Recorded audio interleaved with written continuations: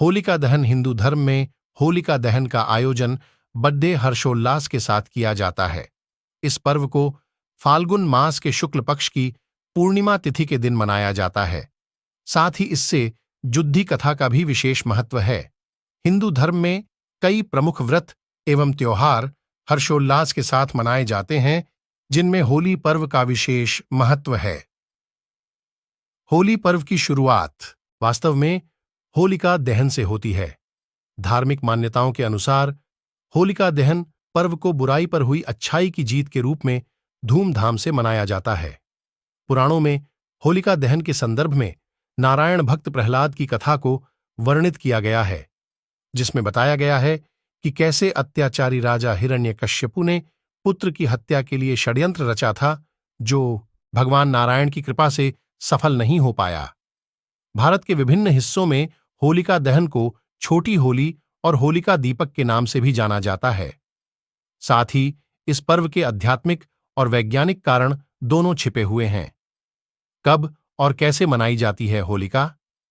हिंदू पंचांग के अनुसार प्रत्येक वर्ष फाल्गुन मास के शुक्ल पक्ष की पूर्णिमा तिथि पर प्रदोष काल में होलिका दहन का आयोजन किया जाता है। यह आयोजन गांव या मोहल्ले के किसी खुली जगह पर किया जाता है। खास लकड़ियों से तैयार की गई चिता पर गोबर से बने होलिका और भक्त प्रहलाद को स्थापित किया जाता है, जिसे गुलारी या बड़कुल्ला के नाम से जाना जाता है। इसके बाद होलिका दहन के शुभ मुहूर्त में होलिका के पास गोबर से बनी ढाल भी रखी जाती है और 4 मालाएं जो मौली, फूल, गुलाल, ढाल और गोबर से बने खिलौनों से बनाई जाती हैं, उन्हें अलग से रख लिया जाता है।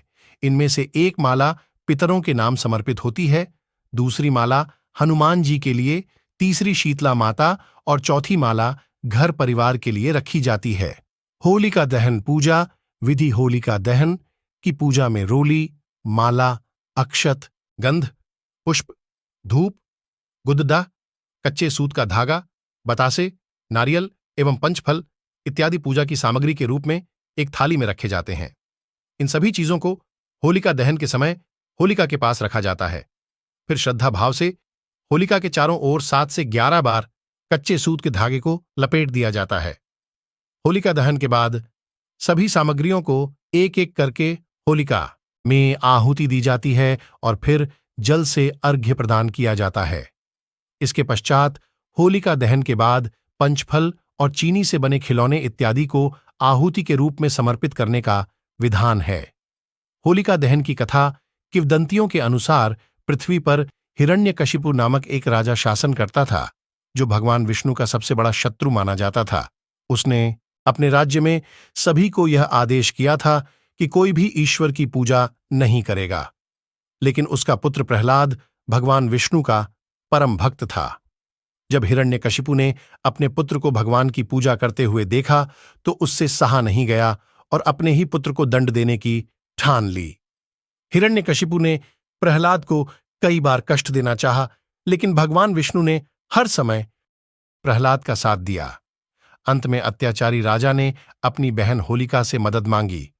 होलिका को यह वरदान था कि उसे अग्नि नहीं जला सकती है, इसलिए होलिका प्रहलाद को अपनी गोद में लेकर अग्नि में प्रवेश कर गई। लेकिन भगवान विष्णु की कृपा से होलिका उस अग्नि में भस्म हो गई और प्रहलाद बच गया। तब से होलिका दहन पर्व को बुराई पर अच्छाई की जीत के रूप में मनाया जाता है। होलिका दहन का वैज्ञानिक कारण होली वसंत के मौसम में खेली जाती है, जो सर्दी के अंत और ग्रीष्म आर्तु के बीच की अवधि होती है। ऐसे में पुराने समय में सर्दियों के दौरान लोग नियमित रूप से स्नान नहीं करते थे, जिसके कारण त्वचा रोग का खतरा बढ़ जाता था। इसलिए होलिका दहन के पीछे छिपा वैज्ञानिक कारण यह है कि इस पर्व के दौरान जलाई गई लकड़ियों से वातावरण में फैले हुए खतरनाक जीवाणु नष्ट हो जाते हैं और होलिका की परिक्रमा करने से शरीर पर जमे हुए कीटाणु भी अलाव की गर्मी से मर जाते हैं। वहीं देश के कुछ हिस्सों में होलिका दहन के बाद लोग अपने माथे और शरीर पर होलिका की राख लगाते हैं,